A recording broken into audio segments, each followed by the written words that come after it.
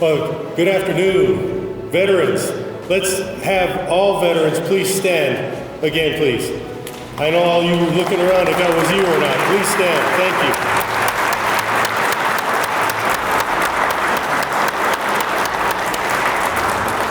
That's much better. All right. Thank you to all our service members, many of my former colleagues and fellow patriots. I appreciate you all being here today to support this. On behalf of our Governor, Michelle Lujan Grisham, thank you all for being here today as we honor the enduring legacy of our veterans, the National Guard, our reserves, and our active duty military servicemen and women. General Carper, all of our legislators, our Veteran Service Organization leadership, we have here present today. I can't tell you enough the partnership and the support that I've felt from each and every one of the organizations and all of you personally to help move the needle for our veteran services. We can't do that without you. We have our Navajo Nation liaison here as well. So it takes a village to do what we do for our veterans, and I can't do what we do without you reaching out to all of you and your membership. So thank you so much for what you do.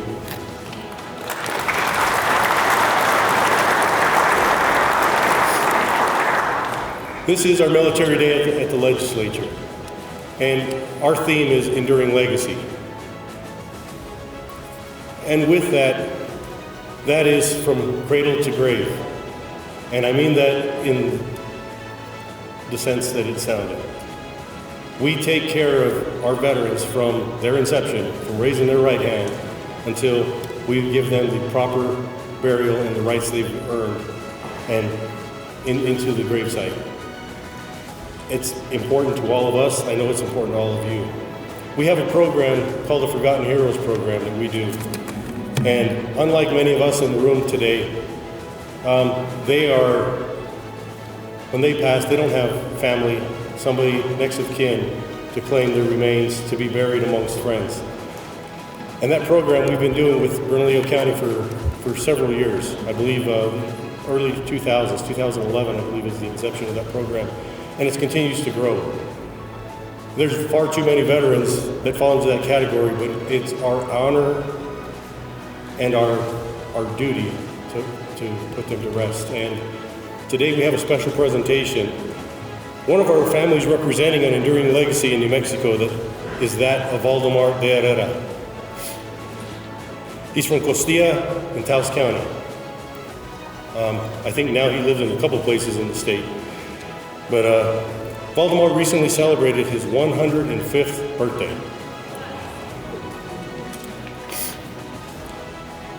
And is the oldest known survivor from New Mexico for the Japanese POW camps of the Bataan Death March during World War II.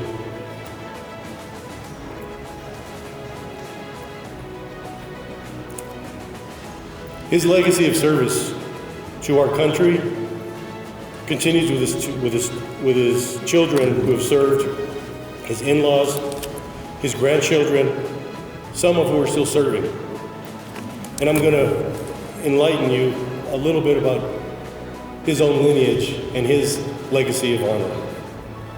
Lydia DeHerrera Peterson, his daughter, U.S. Navy, 1970 to 78. Lydia's husband, Richard H. Peterson, U.S. Navy, retired 1970 to 1996. Eduardo Fernandez, Lydia's son-in-law, Command Sergeant Major, U.S. Army, 1996 to 2025. Sanja Peterson, Lydia's daughter-in-law, United States Air Force Captain from 2005 to 2012, and U.S. Air Force Reserves Lieutenant Colonel, currently serving. Juanita DeHerrera Clements, his daughter, who's here with us today. U.S. Army, 5 years, Reserves, 4 years, National Guard, 1 year. Curtis Clements, his son-in-law, Juanita's husband, now deceased. U.S. Army, 7 years, and NASA, 13 years. Lloyd Rodriguez, Juanita's son-in-law, was an E4, United States Navy, 1975 through 1980. Jared Rodriguez, Juanita's grandson, E6, United States Navy, 2015 to present. Caitlin Ramirez, Juanita's granddaughter, E4, United States Army, 2020 to present. Stephen Crochet, Nancy's husband, his other daughter that is here with us today, he's unable to be with us today, United States Navy, 1990 to 1993. They are both joined by their first cousin, Lawrence Vargas, a Vietnam veteran, 67 to 68. If that's not a legacy of honor, just in the family line, that's the greatest example of a New Mexico family. It's service before self. Let's give them a round of applause, please.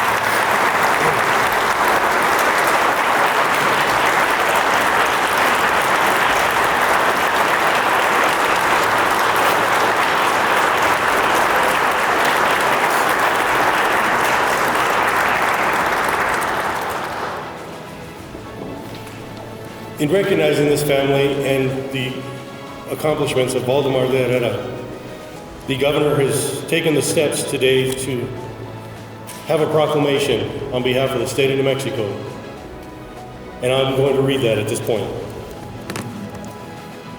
Whereas Valdemar DeHerrera was born on October 8th, 1919 in Costilla, New Mexico, Temeleton and Lupita DeHerrera, the fourth of 14 children, growing up on his family's farm where they raised sheep, chickens, cattle, pigs, horses, and crops. And whereas, after working in the Civilian Conservation Corps and herding sheep in Wyoming, DeHerrera returned to his home state of New Mexico to register for the draft, and at age 22 was called to serve with the 515th Coast Artillery in the Philippines, where his life would change forever. And whereas, during the Japanese invasion of the Philippines in 1942, DeHerrera and his fellow soldiers fought bravely at Bataan and Corregidor. When Bataan fell, he escaped to Corregidor Island, bartering with locals for food and shelter until his eventual capture.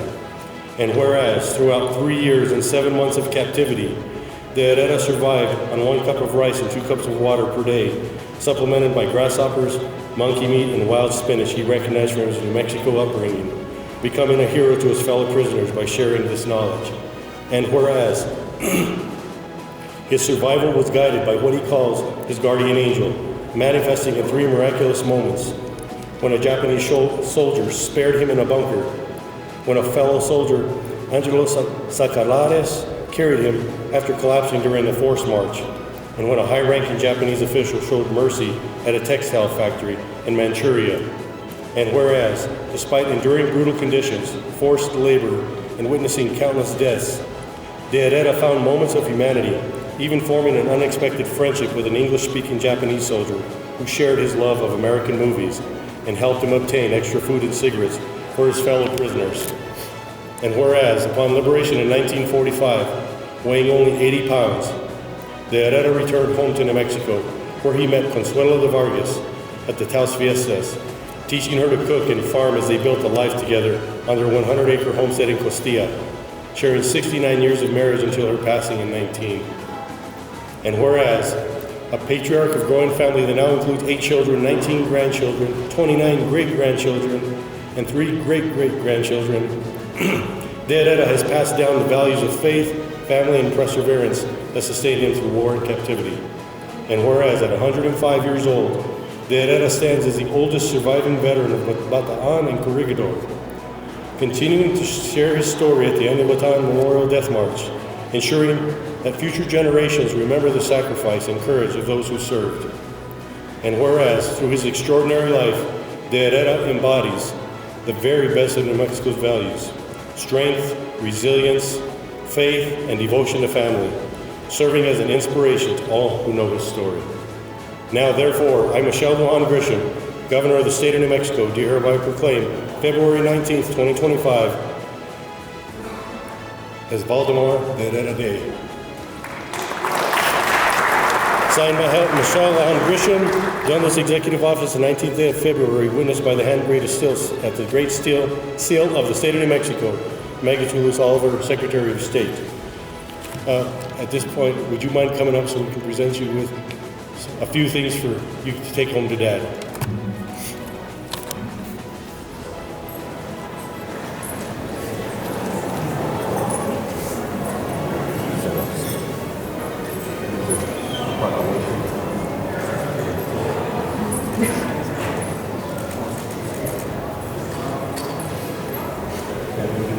This is on behalf of the Department of Veteran Services.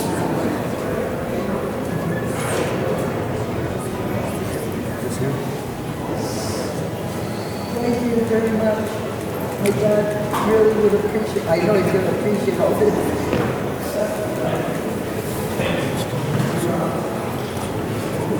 Yeah, all kinds of hard work. Hope you brought a truck.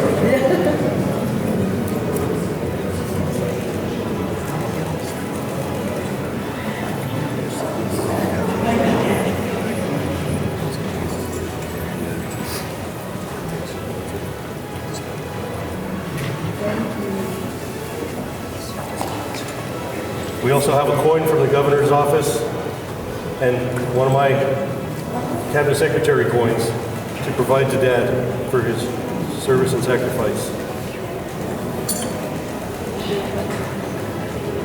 Again, thank you.